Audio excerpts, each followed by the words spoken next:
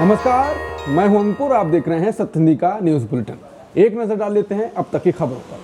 Congress party ने संगठन को मजबूत करने और जमीनी स्तर पर नेताओं की नई टीम तैयार करने की कवायद तेज कर दी है। गुरुवार को कांग्रेस नेतृत्व ने छत्तीसगढ़, तेलंगाना और राजस्थान के लिए हाल ही में नियुक्त एआईसीसी पर्यवेक्षकों के साथ बैठक की। ये बैठक पार्टी के चलाए संगठन सृजन अभियान का हिस्सा थी।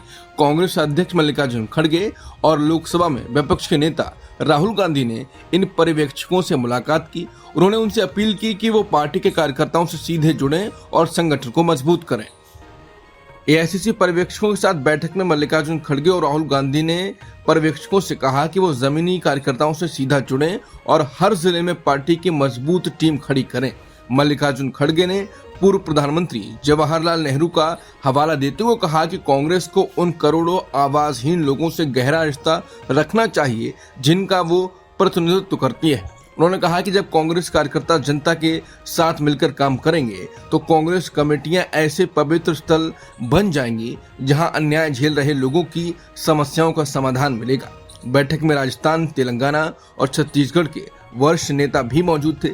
राहुल गांधी ने फेसबुक पोस्ट में लिखा, हमने ठाना है कि कांग्रेस संगठन को हर गांव, हर शहर और हर घर तक पहुंचाएंगे। वहीं महासचिव केसी वेणुगोपाल ने एक्स पोस्ट में कहा कि ये अभियान पार्टी के पुनर्निर्माण और संविधान की रक्षा के लिए प्रतिबद्ध नेताओं की टीम बनाने की सबसे बड़ी कोशिश है। सरकार ने अब सोनम वांगचुक पर एक और बड़ी कार्रवाई की। उनकी संस्था students educational and cultural movement of Ladakh यानी SECMOL का FCRA लाइसेंस रद्द कर दिया है। FCRA यानी विदेशी चंदा नियमन अधिनियम लाइसेंस के माध्यम से ही संस्थाएं विदेशों से चंदा ले सकती हैं। CBI की शुरुआती जांच और गृह मंत्रालय के आरोप के बाद ये कार्रवाई हुई। लद्दाख में छठी अनुसूची और पूर्ण राज्य की मांग के लिए भड़के हिंसक प्रदर्शनों के बीच केंद्र सरकार वांगचुक के खिलाफ एक के बाद एक कार्रवाई कर रही है। गृह मंत्रालय ने एक दिन पहले हुई हिंसा के लिए वांगचुक के कथित भड़काऊ भाषण को जिम्मेदार ठहराया था। इधर वांगचुक ने इसे राजनीतिक उत्पीड़न करार दिया। उन्होंने कहा कि हमने FCRA लाइसेंस नहीं लिया क्योंकि हम विदेशी फंड पर निर्भर नहीं होना चाहते। उन्होंने कहा कि वैज्ञानिक जानकारी देने के बदले उन्होंने शुल्क लिया है। लेह कस्बे में माहौल तनावपूर्ण बना हुआ है। प्रशासन ने कर्फ्यू लगाया हुआ है। बुधवार को हुए हिंसक प्रदर्शनों में 4 स्थानीय लोगों की मौत हो गई थी। गुरुवार को प्रशासन ने उनके शव परिवारों को अंतिम संस्कार के लिए सौंप दिए। चारों मृतक अलग अलग गांवों के रहने वाले थे। परिवार की इच्छा के अनुसार उनका अंतिम संस्कार लेह में पूरे सम्मान के साथ किया जाएगा। प्रशासन की मदद से लद्दाख बौद्ध संघ यानी LBA ने अंतिम संस्कार की जिम्मेदारी संभाली। इधर बुधवार को प्रदर्शनों में शामिल होने के शक में दर्जनों लोगों को हिरासत में भी लिया गया।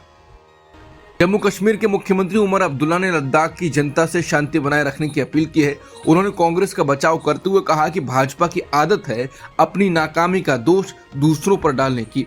उमर अब्दुल्ला ने कहा कि लेह की हिंसा को भी भाजपा ने दूसरों पर थोपने की कोशिश की है। उन्होंने कहा कि लेह प्रशासन को सोचना चाहिए कि शांति बनाए रखने के लिए जरूरी कदम समय पर क्यों नहीं उठाए गए। उन्होंने सवाल उठाया कि अगर कांग्रेस इतनी ताकतवर होती कि दंगे करवा सके तो अक्टूबर 2020 की काउंसिल चुनावों में भाजपा क्यों जीती और कांग्रेस बुरी तरह क्यों हारी। मुख्यमंत्री ने आरोप लगाया कि भाजपा की हमेशा की आदत रही है अपनी नाकामी का ठीकरा दूसरों पर फोड़ने का। अमेरिकी राष्ट्रपति डोनाल्ड ट्रंप ने गुरुवार को ब्रांडेड या पेटेंटेड दवाओं के आयात पर 100% टैरिफ लगाने की घोषणा की। ये टैरिफ 1 अक्टूबर 2025 से लागू होगा।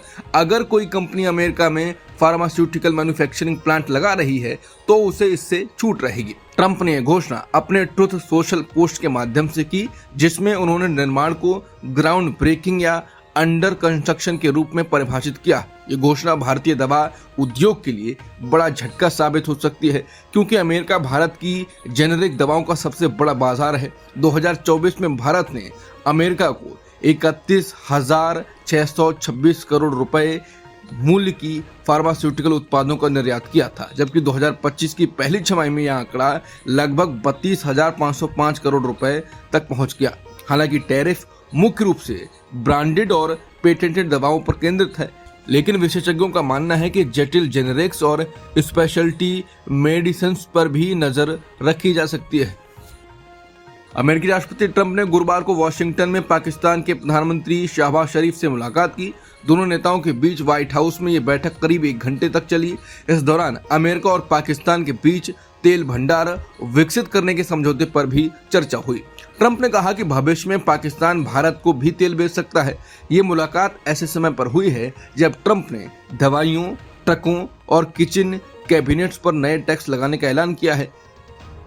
संयुक्त राष्ट्र महासभा के सालाना सत्र के मौके पर बांग्लादेश की अंतरिम सरकार के मुख्य सलाहकार प्रोफेसर मोहम्मद यूनुस ने बड़ा बयान दिया। उन्होंने कहा कि भारत बांग्लादेश की पूर्व प्रधानमंत्री शेख हसीना की मेजबानी कर रहा है, जिन्होंने युवाओं की हत्या करवाई। यूनुस ने यह आरोप न्यूयॉर्क में एशिया सोसाइटी के एक कार्यक्रम में लगाया। प्रोफेसर यूनुस ने कहा कि दक्षिण एशियाई क्षेत्रीय सहयोग संगठन यानी सार्क के ठहराव के लिए एक देश जिम्मेदार है। उनका इशारा भारत की तरफ था। उन्होंने आरोप लगाया कि भारत को बांग्लादेश में चल रहे छात्र जन आंदोलन पसंद नहीं है और यही वजह है कि भारत बांग्लादेश रिश्तों में तनाव बढ़ा है। चुनाव आयोग पूरे देश में विशेष गहन मतदाता सूची सुधार यानी SIR करने की तैयारी कर रहा है। इस बार राज्यों और केंद्र शासित प्रदेशों के मुख्य निर्वाचन अधिकारी चुनाव से पहले राजनीतिक दलों के साथ बैठकें कर सकते हैं। यह कदम बिहार में जून में शुरू हुए SIR में नहीं लिया गया था। चुनाव आयोग ने 24 जून को राष्ट्रीय स्तर पर SIR के आदेश दिए थे। इसके तहत सभी रजिस्टर्ड वोटर्स को नए फॉर्म भरने होंगे और जिनका नाम पिछली गहन सूची सुधार के बाद जुड़ा है उन्हें अपनी पात्रता के दस्तावेज जमा करने होंगे। बिहार में विधानसभा चुनावों के चलते ये प्रक्रिया पहले शुरू की गई थी। बिहार का SIR 30 सितंबर को अंतिम मतदाता सूची प्रकाशित करके पूरा किया जाएगा। हालांकि पूरे देश में SIR कब होगा इसका निर्णय अभी चुनाव आयोग ने नहीं किया है, लेकिन सूत्रों के अनुसार अगर ये प्रक्रिया शुरू होती है तो मुख्य निर्वाचन अधिकारी राजनीतिक दलों के साथ बैठक कर सकते हैं। बिहार में ऐसा नहीं किया गया था। वहां SIR का आदेश 24 जून को आया और अगले ही दिन गणना शुरू हो गई थी। पंजाबी गायक और अभिनेता दिलजीत दोसांझ को इंटरनेशनल एमी अवार्ड्स 2025 में नामांकन मिला है।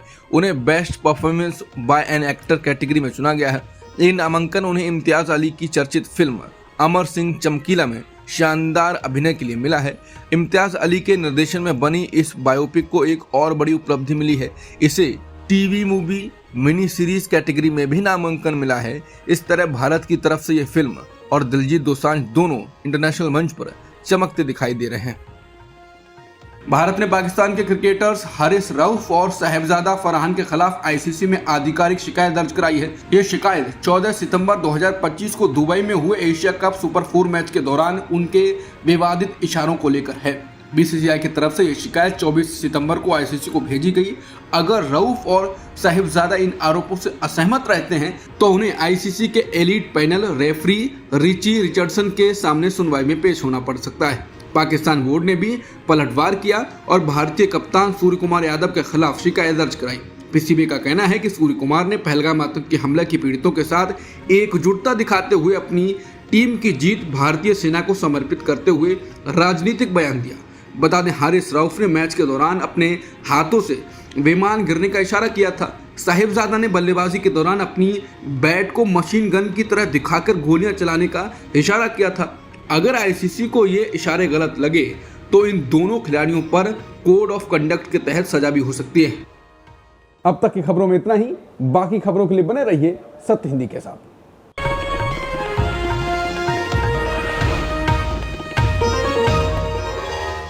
Copyright disclaimer under Section 107 of the Copyright Act 1976. Allowance is made for fair use for purposes such as criticism, comment, news reporting, scholarship, and research. Fair use is a use permitted by copyright statute that might otherwise be infringing.